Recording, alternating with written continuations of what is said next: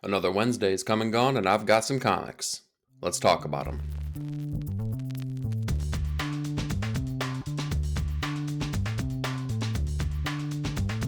Hey, welcome to 9 Panel Grid. This week, we've seen honesty disguised as lies, godly weapon crafting, and body horror within a body. But we're going to kick things off this week with Black Canary Best of the Best number 5, written by Tom King with artwork by Ryan Sook. For better or worse, Tom King is the writer that you know and expect, and he swings for the fences every single time. Sometimes that means he hits home runs, sometimes that means he strikes out. This, I feel like, as the series has progressed, has gotten to the point where it's kind of like he's rounding second, going for third base here. It's not a home run yet, but it is like getting really close to maybe having the potential of being there. Ryan Sook's artwork on this has really been stunning. I feel like some of the trappings that he had earlier in the series, where some of the faces on characters felt really like plastic and stiff, that's gone away now, and I see the emotionality behind every single character and some of the things that's going on, particularly with the fight that's taking place as Lady Shiva and Black Canary are bloody and bruised, and you see it with every single face that they make on the panels. Tom King's story, the strength of this is that we get so much sentimentality. We get a flashback issue as, previously we've seen Dinah, kind of plan and kind of prepare for this fight, and she's been training both with her mother and other people as well. This issue, we kind of get a backstory of her not necessarily training for the fight, but training to take on the Black Canary moniker. And we kind of get to see the back and forth between her and her mother, and her kind of like explaining the fact that she never really wanted to be a superhero so much as she wanted to just be her mother because she looked up to her so much. That was really awesome. That was like the best part of the issue. I loved seeing that. Now, the downside is still the same downside I've had with every single issue, which is the framing device of the commentators of the fight delivering exposition of the storyline. I didn't like it. I never have liked it. It's the one thing now that's dragging me down. The nice thing, though, is that while earlier issues really leaned heavily into it, as the story has progressed, they've had to lean on it less and less as the story has really now focused more so on our characters and what's been happening in the past that's got them to this point, and less about the in the moment transpiring of the fight itself. So overall, each issue has gotten better. We're at issue number 5 now. I can't wait to see how this wraps up. This sets us up now for the final round of the fight, which could be extremely exciting. Next up, let's talk Department of Truth number 29, written by James Tynion with artwork by Martin Simmons. I continue to say that this is the absolute best work that James Tynion puts out. This issue really puts that on display yet again. We're dealing with basically like 3 main types of story that are being played out here, as Lee Harvey Oswald has made the decision to basically out himself and out the Department of Truth and really kind of expose what is happening to the greater society and tell the story of how truths can be turned, or I'm sorry, lies can be turned into truths, and how like the societal think patterns can like really formulate things into reality. We also have our main player, the agent that kind of put this all into place. He's doing this, and he's kind of forcing Lee Harvey Oswald's hand in order to save his husband, even though they have been separated now. But they're separated in a way of protecting him from, from anything happening. All the while, we also have Hawk, who is explaining to our main player that this isn't the first time this has happened. In fact, Lee Harvey Oswald has put these things into play previously, specifically with the Nixon administration, and how he had grand admiration and aspirations for things that were going to be in play there. But we saw how things got twisted and turned and manipulated, and how he basically had to then turn itself on its head and really expose Nixon for what he had become. And it makes us question basically, is exposing the truth by Lee Harvey Oswald truly exposing the truth, or is it another level of manipulation? Martin Simmons' artwork on here continues to be stunning. He has such a unique, bold vision here. It is reminiscent of other artists, but he's also a little bit of a chameleon himself as he kind of, twists and like changes his style depending on the needs of the story. This one, with our 3 main players here, we get 3 main double page spreads here that really go to kind of like exemplify the exposition that's being given within the story. Each one is different. Each one has a similarities. Each one is absolutely stunning, though. I love his artistic approach here. It's so fitting for this type of issue and for this type of story as well. Again, like while I don't necessarily enjoy every work of James Tynion, I definitely enjoyed this work by him. So, Department of Truth number 29 here, it hit all marks. All right, let's talk Far Down Below number 1, written by Chris Condon with artwork by Gege Shaw. This is an interesting premiere issue here by Chris Condon, as I feel like it's totally outside of the scope of what he has done previously in works like That Texas Blood and even some of the other things that he's done here recently with the big two like Ultimate Wolverine. This, we kind of open up the issue in the 1800s as there's some explorers that are traversing this landscape here, and they kind of find out that the conspiracy theory of the Hollow Earth is true. Although we don't get to spend too much time with them, as this discovery kind of like, falls on their ill fate here, and they kind of like, we don't know what's happened to them. We all only know that whatever it was, devious and dastardly.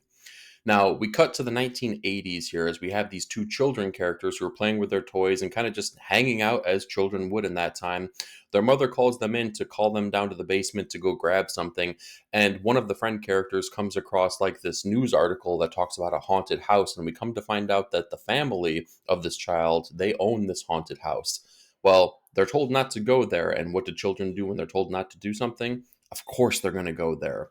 So they go, they investigate, they get into some, so a little bit of trouble here. But what happens is that throughout everything that's going on, they actually fall within one of the floorboards of the house and they fall into the far down below. And it maybe not the hollow earth fall, but they fall far enough to like open up a mystery and kind of try to find out exactly what's going on here. The problem with this issue is that I don't necessarily know what tone it's trying to strike. Is it leaning more horror? Are these children truly in a lot of danger and we should be worried about them? Or is it leaning more into kind of like a Goonies aspect where it's a fun adventure where there's some danger, but generally speaking, everything's going to be okay? I think that this series needs a couple more issues here to really breathe and find out what it's trying to be. We don't know yet. What I can say is that the premise of the book here is still definitely enticing. I want to see where it goes. I just don't know necessarily what path it's going to take. Next up, we have Green Arrow number 22, written by Chris Condon with artwork by Montos. So this is book 2 of Chris Condon's big week, and I gotta say, I love, love, love Green Arrow right now. This might be my favorite big 2 superhero book, at least within the Prime universe of both of the Marvel and DC properties. This is like really kind of feeling like the gritty street crime book that it was always supposed to be. Green Arrow should always be a grounded character. When it gets too bombastic and too big, it kind of takes us out of the scope of the fact that this guy at the end of the day is an archer. He can survive, but he's an archer. He is an expert at that, but that's kind of like the inner workings of that character. So he's still investigating the freshwater killer, and what we come to see is that the neighborhood, right, the city that was built here, the freshwater city, we know that the people that lived there were poisoned. We know that they're trying to get revenge, but now we see that basically through a recovery group, they have kind of transpired to work together, and the freshwater killer is really the freshwater killers. So Ali is still investigating that. His partner, the police officer, has really gone to the town to try to find out if there's any clues that they can get because, the person that they had, who they thought was the soul killer now, is no longer to be. So they need to find out exactly what's going on, and she's put herself in immense danger. Oliver Queen kind of comes into the play and, tries to figure out exactly what's going on and how he can help. This issue is like super quick paced here, but I feel like it's effective to the story that's being told, as it should have like this frantic, frenetic pace, to try to get Green Arrow from the place he is over to the place he needs to be to protect his friend. So I love the pacing. I love the artwork. Montos is definitely making even the most uninteresting things in a book extraordinarily interesting with the way that he's rendering everything that's in the panel and the way that he's framing the panel as well. He's choosing really great angles to showcase everything that's happening here. Green Arrow is stunning. Chris Condon is doing fantastic work, and I definitely recommend that you read this book. All right, let's talk Into the Unbeing Part 2, Number 2, written by Zach Thompson with artwork by Hayden Sherman. This is really getting very interesting as a series, as I feel like the part one of this series, the first couple issues, it kind of like hooked me in, but it never really fully got my interest here. Part two has become this entirely different beast now, as I was kind of wondering if I should care about these characters. Well, now these characters, things are happening here, and I feel like they're happening in all different avenues and all different times. Each one of our characters is kind of going through their own journey, and this is kind of becoming more and more of this body horror Cronenberg-esque kind of experience, as some of them are changing mentally, some of them are changing physically as they become more, I don't know, in tune and ingrained with the inner workings of the inside of this being which they're trying to escape. There's weird things that are happening too with the motivations of each character, as some of them you can definitely see are becoming more investigatory about the inner workings of this being, where some of them are absolutely still trying to get out, and each player is kind of like transpiring against one another at this point. I really like the notion behind that, because also when we're working with the inner monologue of each character, everyone kind of becomes an unreliable narrator, as each one is kind of telling the story, kind of telling the truths that they want to convey, but not necessarily the truth of what they're trying to do. It's really cool there. I feel like the narration and the artwork, the artistic approach here are totally fitting here. Hayden Sherman's panel work, just like in Absolute Wonder Woman, have been absolutely stunning. Different, but still the stylistic approach is the same, where he makes it very interesting, very unique, and I love what they're doing there. Overall, I'm glad that Into the Unbeing has really kind of like risen through the ranks here and has gotten better issue after issue here, as it's kind of grown into something that's become very interesting. Whereas earlier on, I couldn't necessarily say the same for the series. Next up, we have The Seasons number 3, written by Rick Remender with artwork by Paul Azaceta. Man, this feels so outside of the scope of everything that Rick Remender has done previously, and I'm really excited by that, because it makes me kind of feel like, where I would maybe be kind of trying to predict what's coming down the pipeline and where each turn is going to take place. I don't know if I can do that with this series, as it's totally unique and something, fresh from the mind of Rick Remender. I like how this series has like this whimsy and this charm each and every issue that we're delivered, as we spend most of the time here with our main player, Spring of the Four Seasons Sisters. And underneath all of that whimsy and charm, though, there's this melancholy and morose like feeling that you get here, as every character, all of the sisters, are still dealing with the ramifications of their parents dying. And the other sister, who's kind of taken on this parental role, really kind of takes, Spring to task, and really tries to make this compromise where it's like, you need to grow up, you need to take responsibility, you need to stop all these childish actions here and start to take life for what it is. Whereas Spring is still kind of sort of, gullible, you could say, or at least takes things at face value. She's very childlike, where she's still having conversations with her pet fish, for instance. But it makes you question, our Spring character, is she maybe taking too much at face value? Is she leaning too far into the notion of her other sister, who's trying to say this carnival is coming and it's going to do damage to the town and you need to protect yourself? Or is it truly what the other sister is saying, in which it's kind of like, she's trying to manipulate you and she's just trying to make a buck to make this fantastical writing thing? So I don't know. It's kind of a cool aspect. You don't know whether to trust Spring at this point. You don't know whether or not to kind of like go on this journey with her. And it's a fun angle to take, especially on our main character, because now, again, it makes us question, where's the story going to go? And can we rely on the character that now we're behind? Great artistic approach here by Paul Azaceta. The color palette works fantastically. And I feel like the minimalistic approach on the line work really make the colors like take the center stage on each page here. It really makes them bold and fresh, makes them pop. So Seasons number 3 totally did it for me. Next up, we have Superman number 24, written by Joshua Williamson with artwork by Eddie Barrows. This was an okay issue, as I feel like it was kind of like really fast, though, especially for the activities that were taking place here. I feel like Superman has been one of my favorite big two books recently, and it's delivered on these big bombastic notions, and it's kind of leaned into some nostalgic aspects of every single one of our characters. This one took a turn that I didn't necessarily see coming. I should have seen coming, but I think it also could just lean on the fact that I've actually developed, feelings and relationships with these characters, and I know where I want them to go, and this definitely didn't go in the direction that I saw for each one of our players here. Eddie Barrow's artwork here, I really, really enjoyed, and I was surprised that they really took him on the book when they kind of moved away from Dan Mora, at least for this one issue, as their stylistic approaches are totally different. But after seeing what he was able to do in the Lex Luthor special, I'm really happy that he was chosen for this issue, as I feel like the rendering was really fantastic. I love the way that he draws, especially the character of Lex Luthor in this book. Really looks fantastic. It's just like the story took a turn that, again, I was not expecting, and I don't know how to feel about it. I think time will tell, but it really makes me wonder about the nature of each one of the players in this book here and some of the motivations that they have. So time will tell. We'll see where this kind of rolls out. I'm still ruminating with my feelings on this issue as a single issue experience here, but I can definitely say without a shadow of doubt, it's definitely worth reading. All right, let's talk Ultimate Spider-Man number 15, written by Jonathan Hickman with artwork by Dave Messina.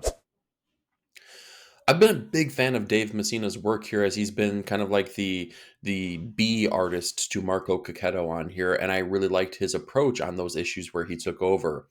This is the first time where I feel like I'm looking at the pages here and looking at the panel work, and I'm kind of just like, it's all right, it's okay. But I also think that that could like lie on the actual story that's being told here as well. This is the first time within the pages of Ultimate Spider-Man where I feel like this is a bit of a filler issue. This all kind of like comes on the heels of Peter escaping from the Savage Land, escaping from Craven, and knowing that all of these big player villains know exactly who he is, they know his family, and they know that everyone is in danger now at this point. So Peter and Mary Jane take their family out of New York City here. They're on a quote unquote vacation, as they're really just trying to get away from all of the people that could come after them, knowing who they are. And they're kind of in this, like Grand Canyon like landscape. And Peter and Richard are able to both suit up here and kind of go on their own solo adventure as they kind of meet the ultimate version of Sandman, who is now trapped by some scientific means here in this particular area, as this device keeps pulsing and kind of like not allowing him to both leave the area, but also not allowing him to kind of come back into his human form here. So he's kind of stuck in this monstrous sand form, and he's really just trying to destroy this thing, but it keeps pushing him back and keeping him in place. The Spider Men are able to help him, all the while kind of being kind of thrown about by Sandman himself, but there's an uneasy alliance that happens, and they allow him to escape. It was an okay issue, but again, it felt so filler. It felt so disconnected from everything else that we've been delivered here, and it felt like something that, unfortunately, at the end of the day, seems like it's going to be very skippable. Time will tell on that. Totally not unenjoyable, but not something that I would necessarily recommend if it's something that you're looking to drop from your pull list. Next up, we have Ultimate Wolverine number 3, written by Chris Condon with artwork by Alessandro Capuccio. So this is Chris Condon's third book of the week here, and I have to say, each one of them has delivered a totally unique, different experience. All of them have like kind of really been entertaining though. This is no different, as we kind of get to spend more time with Wolverine, and I got to say, this is the best Wolverine book that you could be reading on a monthly basis right now, as it leans into all of the things that we love about the character of Logan from the past. If you have nostalgia for this character, it was the mystery behind what all of his memories meant, what happened in his past, why can't he remember all of these things. Now, we kind of know part of the answers to that as to why he can't remember, as he's the Winter Soldier in this Ultimate Universe, but we don't know what happened in his past. We don't know who he was with. We don't know his true motivations as the person of Logan and not just the weapon of Wolverine. But we get to see little bits and pieces as time has gone on, as we were, kind of have seen Nightcrawler in issue number 1, and in this issue, we're introduced to the ultimate version of Gambit and Kitty Pryde. And we know that they've had relationships with this character in the past as well, and it seems like they were kind of a team, as the mutants seem like this resistance towards the Maker's, cabal at this point. And we kind of get to see that while Wolverine is being used as a tool and does not have his memories, maybe there's a means to get those back, or at the very least, kind of like stop the brainwashing from being able to happen here, to kind of stop that control over his character. The artwork by Alessandro Cappuccio continues to shine. It's absolutely kinetic and action packed here. Everything is at the like the peak of the action that could be placed in the single frame and the single panel of each and every page here. It makes it bold and exciting in ways that few comics really could, and in ways that the book of Wolverine absolutely needs. So, 3 issues in here, I have to say, Ultimate Wolverine has its hooks in me. Next up, let's talk We're Taking Everyone Down With Us, #1, written by Matthew Rosenberg with artwork by Stefano Landini. Rosenberg's back with a new contender for longest title ever, but I gotta say, I had a lot of fun with this. The whole premise behind this book is we have this James Bond-esque character as he is on his island, and he's kind of like in between missions here, but he's trying to kind of formulate different ideas, different tactics, different experiments, if you will, that are meant to kind of like work against all of the larger terrorist organizations that he knows he's going to do battle with later. But the difference with this character is that while James Bond was kind of a solo character, our character here has a family. He had a wife who is no longer with us, and he has a daughter, Annalise, who is kind of like our main central role character as we follow her throughout this day in the life. And we can see this island has different robots that our father character has developed here and created, that are both to protect the daughter character, but also just to help around the house, to kind of like, patrol the area, make sure that they're all safe, and to kind of do the experiments with him as well. What happens though is that in the inner workings, the conversations of Annalise and her father here, they kind of come to heads as, he's totally focused on doing the job at hand, as he's trying to save the world and keep the world, kind of like in the most peaceful state that it could possibly be. And he does so at the risk of like losing the relationship that he has with his daughter. He notices that, he kind of feels it. He's a bit cold, but he says, "Okay, let's take a break here. You and me, let's go play hide and seek. We'll do what you want to do." Through that, though, she tries to definitely hide in the best place she can, and she goes into a room she's not allowed to be in, and she finds a prisoner there. That prisoner happens to be someone that her father put there because he's part of one of these greater organizations. And in finding him and taking action on certain pieces here, she's kind of like alerted all of these organizations to know exactly where they all are. That puts them all at peril, that puts them all at great stakes. And by the end of the issue, we see that some of those things have come to transpire, and we don't know what that means for our main players. All we know is that 2 people have survived for sure, which are Annalise and one of the robots. It was a really fun issue here. I think it sets the stage for something really fantastic. And most importantly, I feel like this has the feeling of a story that's not just going to go 6 issues or even 12 issues. This feels like something that probably should really go the distance, become something that is more in tune with something that is 50 issues, 100 issues. It really feels like it could be something to that scope. And that's exciting. While 12 issue series are fun and they give us a really satisfying, beginning, middle, and end if they do it right, a long standing series like that really, really, really gets the chance to develop these characters and make us care for them in ways that you can't get with a 12 issue series. So I'm excited to see where they're going to be able to go with this. But it's also one of those things where time will tell. It didn't deliver us everything. It kind of set the stage and gave us a good foundation for where this could be a bouncing off point for the rest of the series. But we don't necessarily know what our hook is yet. All we know is kind of the surviving parties of everything that's happened. So we're taking everyone down with us here. We need to see if that title is going to deliver on the premise. Next up, we have Wonder Woman #19, written by Tom King with artwork by Daniel Sampier. So this is the culmination of the first real big arc that Tom King has put forth within Wonder Woman, and it's not his end of the time on the book, but it definitely puts a cap on what we've been kind of presented from issue #1 all the way through this final issue here. And it's been really good. This kind of really shows, it doesn't necessarily show the tale of the events of what happened between the Sovereign and Diana, but it tells the tale after the fact as we see kind of the after effects of what that all means. Diana has been done dirty throughout this entire series here, as now Steve Trevor has been deceased here. The Sovereign has like really put every roadblock in place to make her life a living hell. And now we see that she, while she has every reason and every right to like rain down holy vengeance, it's not in her nature and it's not in her character. And it goes to show that her approach is totally in character with the person who is Wonder Woman.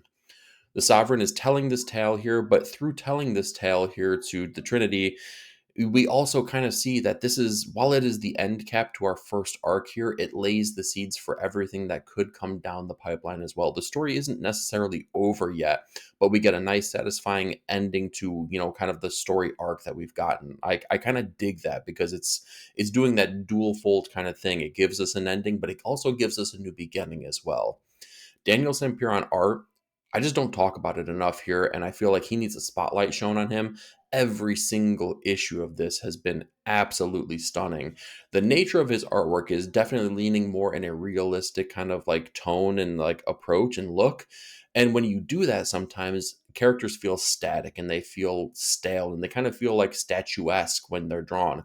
Never are one of the characters looking that way in this book. While it leans more realistic in the rendering here, everything is fluid and everything is energetic. And when things hit, they hit hard. And when you need emotion on a person's face, you feel every single one of those emotions. Daniel Sampier is doing absolutely stunning work here. I love their approach on this book. Wonder Woman has been an absolute pleasant surprise for me as I jumped onto this series here later on, kind of midway through the arc. And I'm so glad that I did because each and every issue has been absolutely fantastic. This is no different. This is going to kind of present a new jumping on point here. So if you're not reading Wonder Woman right now, consider picking it up with the next issue here because it's going to get bold and exciting. We have another premiere issue, so let's talk You'll Do Bad Things #1, written by Tyler Boss with artwork by Adriano Turtolisi. I didn't know what to expect from this issue, and I gotta say, I was very pleasantly surprised by the experience I had with it. Really great foundational first issue here, as we're kind of delivered this main character who's a writer, and he's kind of like risen through the ranks and kind of like risen to fame by way of writing about a child serial killer who had killed 13 children in the past, and he's trying to really kind of escape the trappings of being that kind of writer. He doesn't, in the book, he even says this: I don't want to stand on the shoulders of child killers. And it kind of shows the moral compass that this character can have. And it kind of really pulls us in and makes us kind of feel for this character. As you can tell, he doesn't want to do that. And he's trying so hard to write these stories that are of a different tone and a different nature. And each time he begins to write this, he gets right up to the point where the story could take off, and sure enough, it's almost like he has a murderous writer's block. It turns into a murder story even though he doesn't necessarily want it to do so. In each one of these times though, we're kind of delivered this, I don't know, this idea where he's kind of like waking up from these events here. He's kind of like, every time that we're kind of like delivered the story and we're kind of seeing the events of the story which he is writing transpire, then we kind of like jump out of it with him waking up. So there's something that's at play here, and we definitely know there's more to the story and more to what's happening with our main character than is what's delivered on the page quite yet. The color palette on this is really, really stunning. I love the fact that they kind of lean into a very an approach that really like fits the tone and the feeling of the book as opposed to a realistic color palette. Everything is very cool and very warm, contrasting color palettes, and they use it in great ways here for transitional paneling too, as scenes move from different location to different location and the color palettes shift to fit the needs of the story that's being told here. Really great stuff. I'm really excited to see where this goes. It's something that, again, surprised me, was a little bit stunning, but also kind of like, I don't know, it took me by surprise in the best way here. So I really want to see where this series goes. I want to really see where the mystery unfolds here and find out what kind of story we're really being told here, especially considering that our main character is a writer. So You'll Do Bad Things makes me want to read good stories. With our runner-up book of the week, let's talk Absolute Wonder Woman #6, written by Kelly Thompson with artwork by Matea de Julius. So first and foremost, the art change in here would worry me generally speaking. But I gotta say, with the beginning of a new story arc within the pages of Absolute Wonder Woman, an art change could make sense, and in fact, does make sense here. The shift is totally different, as Hayden Sherman had really had this comic book type approach here with their, the stylistic choices that they make. And Matea really has a more realistic digital painterly quality to their artwork, especially coming off of the heels of the book that they worked with previously with Kelly Thompson, The Cull. But I have to say that it really works, especially with this being a new story arc that we're being delivered. Diana's been pulled down to hell. She's telling Hades kind of the ways that she kind of came about on her different lassos and the different powers that she has. And it does something that Kelly Thompson has become absolutely fantastic at, which is delivering character moments and showing the nature of these characters. And as Diana is telling the story of the lassos that she's gotten and the trials and tribulations that she's had to go through, in each one of these moments, you can see how it has delivered a learning opportunity. And it's gone to show, I guess, the nature of her character being a caring, charming person who's not out to look out for herself, but always has everyone else's best interest at heart. The other great thing about this is that the series has developed these fantastic relationships. Everyone that she comes in, in contact with, basically, you can see the connection that is built, and it makes everything so strong, and it makes like every action that Diana takes meaningful. Not only Diana, but all of their actions as well. And what that also means is that when people are put into danger, when there's peril in place, it makes it feel so much more dangerous, and it makes it feel so much, I don't know, like edge of your seat, like you're really worried for what's going to happen to these characters because of the level of care they have for each other and that we develop for them. Absolute Wonder Woman is stunning. I'm loving every single issue here. It goes to show that this has been either runner up or top comic of the week multiple times at this point in 2025. This is no different. If you're not reading it, you need to be, because it's awesome. And with our top comic of the week, let's talk Absolute Martian Manhunter #1, written by Dennis Camp with artwork by Javier Rodriguez. The Absolute universe is just hitting on all cylinders here, and it's giving us an experience with each series, a different experience that is unique and bold and fresh, and this is no difference, especially coming from the fact that this is being written by Dennis Camp here, who's one of the, I don't know, one of the best writers in the landscape of comics right here and right now.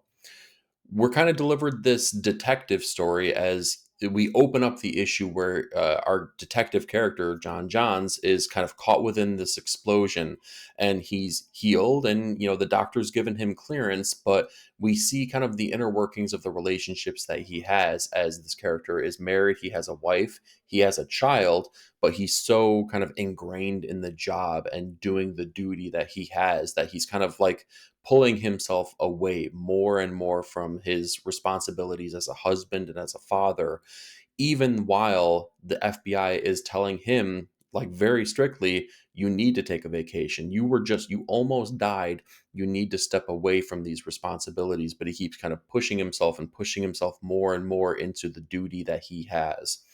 It's straying the relationships on all sides here, but it doesn't really matter, because what's happening is through this explosion, he's starting to have visions. There are things that are happening with his perception of the world that are changing and being manipulated. And we come to see this repeating motif of a circle and this repeating motif of smoke that becomes psychedelic in this four-color world that he is now seeing, as it kind of like envelops all the characters around him and the way he sees all these characters. And it's influencing him more and more and more as the series goes on, to the pit, to the peak where basically the manifestation of these four colors is speaking to him and kind of like expressing to him that they now have a symbiotic relationship. I love the way that they play with those ideas and kind of like bring it to that final page here, which, by the way, if you're reading a physical copy, does something that's really exciting and really awesome. And I love the fact that they're doing something this way that really makes a collector and appreciator of comics really strive to get that physical copy, because it makes it worthwhile and it's just fun. And that's what these comics should be at the end of the day: fun. Again, It's awesome here. Javier Rodriguez's artwork is absolutely stunning, as they are not only on just pencils, but they're also coloring their own work as well. And when I talk about the color work in here, oh my God, it is seeped in psychedelia. It is just like ever present in each and every page, and just grows more and more and more as each page kind of moves forward here. I can't wait to see how this series progresses and moves forward, as we're kind of delivered again, just like a lot of issues this week here have been new number ones, and it sets a great foundation for where this could go moving forward. The exciting thing here is the teamwork here, as I feel like Dennis Camp is kind of doing things at the best that they've ever done previously. And I can say the same with Javier Rodriguez, as they are taking a brand new approach with the psychedelic look here, which is a little bit different than the dreamlike work that I've seen here previously in books like Zatanna, and even before that, the Defender series that they worked on with Al Ewing. This is like the same kind of like bold ideas, but a different approach in there, with those four colors that are being used over and over and over. And I can't wait to see where they take this again, because it was absolutely worthwhile of Top Comic of the Week. So that's what I've got for you this week, but I'm more curious. What did you read, and what were your thoughts? Do me a favor, like, share, and subscribe, and be part of the panel. Leave me a comment down below. Thank you so much for watching. We'll talk to you next week.